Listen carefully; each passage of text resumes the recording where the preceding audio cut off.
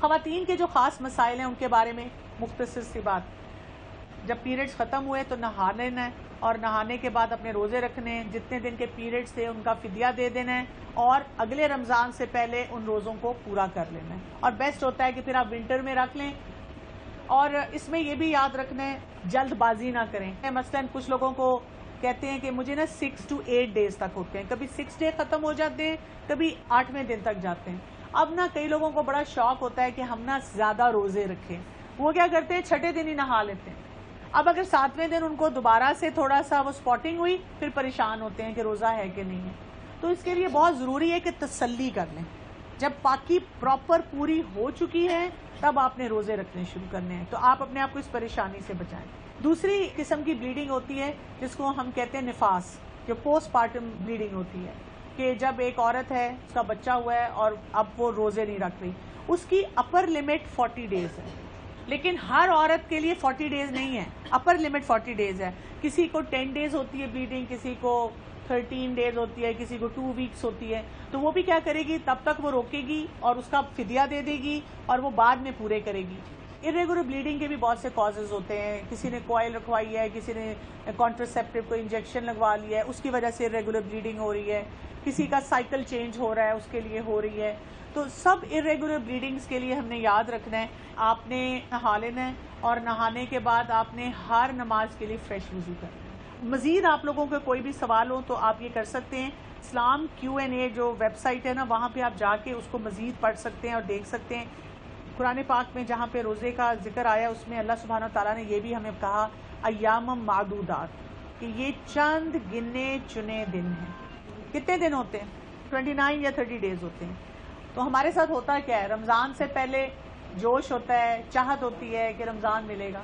جب رمضان شروع ہو جاتا ہے کچھ دنوں کے بعد تھکن ہونی شروع ہو جاتی ہے. باقاعدہ دورہ قرآن میں دیکھتی ہوں آدھے سے زیادہ لوگ سوئے ہوئے ہوتے ہیں, نیندیں نہیں پوری ہو رہی ہوتی, یا لگتا ہے کہ ٹانگیں رہ گئی ہیں. جو لوگ تراویح کے لیے جاتے ہیں کہ اب کھڑا نہیں ہوا جا رہا. اچھا, پھر اور بھی بہت سارے کام ہمارے ارد گرد ہمیں کھینچنا شروع کر دیتے ہیں. اپنی انرجی کو آپ کیسے سیو کریں گے؟ اگر آپ نے کبھی میراتھن ریس کے بارے میں سنا ہو, 30 مائلز کی ریس ہوتی ہے, اور وہ جو 30 مائلز کی میراتھن ریس ہوتی ہے اس میں وہ جو اس کے ایکسپرٹس ہیں ان کو بڑے طریقے بتاتے ہیں. وہ کہتے ہیں کہ پہلے 10 میل میں آپ نے بہت ایموشنل ہو کے کوئی کام نہیں کرنا, بڑے اسٹیڈی پیس کے ساتھ آپ نے بھاگنا ہے. تو ہم نے بھی پہلے 10 دن میں یہ نہیں کرنا کہ تھوڑے کام رکھیں, جو ٹارگٹ سیٹ کرنے ہیں ان کی چیک لسٹ بنا کے کرتے جانے. میں نے یہ کر لیا, یہ کر لیا, یہ کر لیا, یہ کر لیا, لیکن اس کی کوالٹی کو امپروو کرنا ہے. کئی دفعہ ہم کیا کرتے ہیں, بہت سا کام جوش میں آ کے شروع کرتے ہیں, اور 10 دن کے بعد جب ہمیں ہوش آتا ہے تو پھر ہم سونا شروع کر دیتے ہیں. میراتھن میں جب درمیان کے 11 سے لے کے 20 تک کے مائلز آتے ہیں, وہ کہتے ہیں کہ جو بھاگنے والا رنر ہوتا ہے ہمارا, وہ بور ہونا شروع ہو جاتا ہے, وہ ڈس ہارٹ ہو جاتا ہے. وہ کہتا ہے کہ میں تو ٹارگٹ سے بہت دور ہوں, کچھ لوگ میرے پیچھے ہیں, کچھ لوگ میرے آگے ہیں, آئی ایم نو ویئر, میں اگر پیچھے بھی رہ جاؤں تو برابر ہی ہے, میں نے جیتنا تو نہیں ہے. اور اس وقت وہ اس کو کیا کہتے ہیں کہ آپ اپنے لیے کوئی نئے ٹارگٹ سوچنا شروع کریں. تو ہم بھی یہ کریں گے کہ جو درمیان کے روزے آئیں گے, جب ہمیں لگتا ہے ہمیں کہ کوئی بتاتا ہے میں تو روز تراویح پڑھتی ہوں, ہمیں ہوتا ہے میں تو نہیں پڑھ پا رہی, میں نے تو ایک قرآن پاک ختم بھی کر لیا, میں تو 5 پارے پیچھے ہوں جتنا میرا ٹارگٹ تھا. یعنی ہم اپنے ٹارگٹ سے پیچھے ہوتے ہیں اور کئی لوگ ہم سے بہت آگے ہوتے ہیں. پھر ہم دیکھتے ہیں کہ کچھ لوگ کیا کہہ رہے ہوتے ہیں, سنو اب اللہ تعالیٰ نے اتنی مشکل بھی نہیں ڈالی, اب اتنی گرمی ہے, کوئی بات نہیں, میں بھی پیچھے ہوں, آ جاؤ تم بھی میرے ساتھ. وہ ہمیں پیچھے کھینچ رہے ہوتے ہیں. تو ہم نے اس وقت کیا کرنا ہے, کچھ چھوٹے ٹارگٹس ایڈ کریں, اپنی عبادت میں ورائٹی لائیں. آپ دیکھیں اگر آپ نے 10 دن قرآن پاک دورہ قرآن سے کہیں پڑھا ہو تو آپ کو نئے ٹارگٹس ملنا شروع ہو جاتے ہیں. تو آپ اپنے لیے پوائنٹس لکھیں, اس دفعہ میں یہ کروں گی. اچھا, 11ویں روزے سے جب مجھے نیند آنی شروع ہوگی تو کیا کروں گی, جب مجھے تھکن ہونی شروع ہوگی تو کیا کروں گی, جب مجھے لگے گا میرا کوئی ٹارگٹ پورا نہیں ہو رہا اس کو میں کیسے پورا کروں گی. اپنے لیے وہ سارے پلانز بنائیں. اپنے پچھلے 3 رمضان دیکھ لینا, ہمارے پاس بہت سے آئیڈیاز ہوتے ہیں کہ اس میں ہم سے کیا کیا غلطیاں ہو رہی ہوتی ہیں تاکہ ہم ان کو ٹھیک کر لیں. میراتھن رننگ میں وہ کیا کرتے ہیں, جب آخری 10 میل رہ جاتے ہیں, وہ کہتے ہیں اس وقت آپ کی باڈی بہت تھکی ہوئی ہے, آپ نا مینٹلی اپنے آپ کو الرٹ کریں, اپنے دماغ کی انرجی کو ایک جگہ لے کے آئیں اور اب آپ پوری طاقت کے ساتھ بھاگنا شروع کریں. رسول اللہ صلی اللہ علیہ وسلم کے بارے میں کیا آتا ہے؟ آخری عشرے میں کیا کرتے تھے؟ کمر کس لیتے تھے، خود بھی تیزی سے سارے کام کرتے تھے اور اپنے گھر والوں کو بھی سپیڈ لگواتے تھے. تو اگر آپ نے آخری 10 دن میں سپیڈ چھوڑنی ہے تو پھر آپ کو کیا کرنا ہوگا؟ وہ سپیڈ آپ کی مارکیٹس میں نہیں ہوگی، وہ سپیڈ آپ کی افطاریوں میں نہیں جائے گی. آپ نے اپنی مینٹل سٹرینتھ کو یوز کرنا ہے جس سے آپ اپنی فزیکل جو اب آپ کی تھکن ہے اس کو اوور کم کریں گے، اور آپ نے فل سپیڈ اپنی عبادت بڑھا دینی ہے. آپ نے اپنے آپ کو بار بار بتانا ہے یہ 10 دن ہیں، یہ پتہ نہیں ملیں گے کہ نہیں ملیں گے دوبارہ، اور میں ان کو ضائع نہیں کر سکتی. یہ کام کرنے کے لیے ایک تو آپ کو دعائیں بہت زیادہ کرنی ہوگی، قیام اللیل کا شوق رکھنا ہوگا، طاق رات کی اہمیت کو سمجھنا ہوگا. اس کو ہم افطاریوں میں اور عید کی شاپنگ میں اور لوگوں کے لیے گفٹس خریدنے میں ضائع نہ کریں. اگر آپ کو لگتا ہے کہ کوئی چیز رہ گئی ہے، عید ملن پارٹی کر لیں، پہلے اناؤنس کر دیں. اگر آپ نے واقعی کوئی افطاری کرنی ہے، آپ کو لگتا ہے کہ آپ کے گھر میں بہت اس کا سٹریس ہے، تو آپ پہلے 5 روزوں میں ابھی سے اناؤنس کر دیں جی تیسرے روزے کو ہمارے گھر افطاری ہے. اور اگر آخری 10 دن میں آپ کے اوپر یہ پریشر ہے کہ فلاں کو نہیں بلایا، فلاں کو نہیں بلایا، آپ ان کے گھر کچھ بنا کے بھیج دیں. دیکھیں ہم نے تو افطاری کروانے کا ثواب لینا ہے، تو تھوڑے سے کلچرز کو اب چینج کرنے کی ضرورت ہے.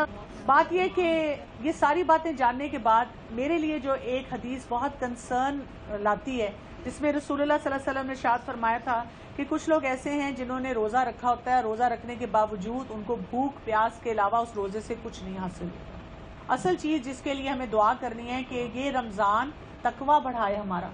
یہ نہ ہو کہ ہم بہت خوش ہوں کہ ہم نے روزہ رکھا لیکن وہ صرف بھوک اور پیاس ہی کاؤنٹ ہو.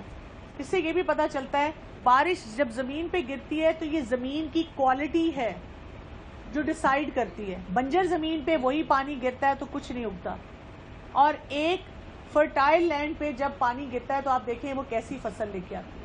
تو یہ ہماری اپنی کیپیسٹی پہ ہے، اور ابھی جو ہمارے پاس یہ 2 ہفتے ہیں اس میں ہم اپنی کیپیسٹی بلڈنگ کے لیے بہترین کام سوچیں، اس کے لیے پوری پلاننگ کریں، اس کے بارے میں ایک پورا اپنے لیے لاہ عمل بنائیں، اور اس میں کیا کیا کام ہم کر سکتے ہیں جس کے لیے ہم بار بار انسسٹ بھی کرتے ہیں. الحمدللہ بہت سے لوگوں کو یہ کام پتہ بھی ہوتے ہیں.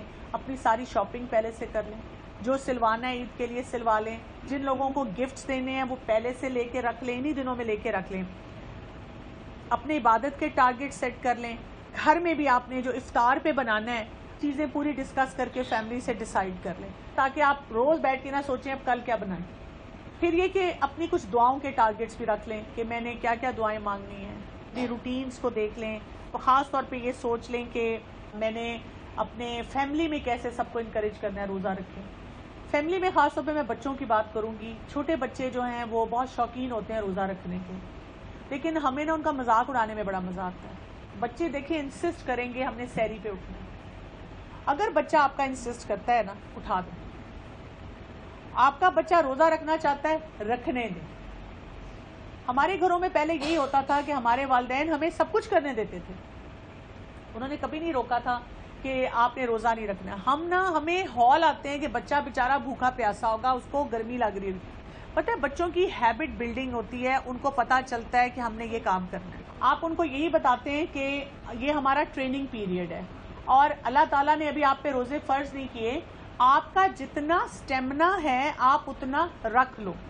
اب اگر آپ کا چھوٹا بچہ ہے اور آپ نے اس کو بتایا کہ 12 بجے تک آپ کا روزہ ہے، تو وہ جو باقی بڑے ہیں آپ کو پھر ان کو بتانا پڑے گا کہ وہ اس کا مذاق نہ اڑائیں.